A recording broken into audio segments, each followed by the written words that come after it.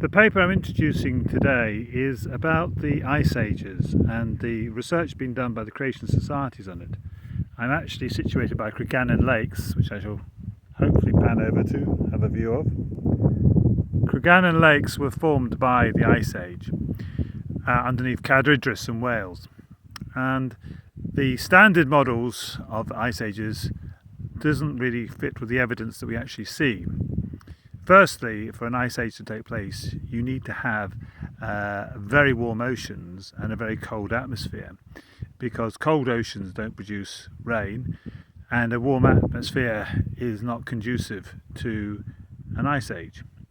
And the only way you're going to get cold oceans and warm oceans and a cold atmosphere is if you have a worldwide flood where the volcanic eruptions in the underwater sea basins would create a warm ocean, and the volcanic ash would create a volcanic winter, which would create a cold atmosphere.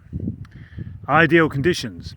But what this research also looks at is how to interpret the ice core samples that seem to point to a very old ice age, hundreds of thousands of years as opposed to a few thousand years ago, and point to a long-lasting ice age, whereas the creation model would only point to an ice age lasting a few hundred years.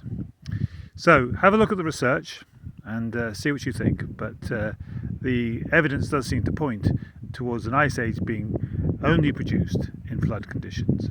Thank you for listening.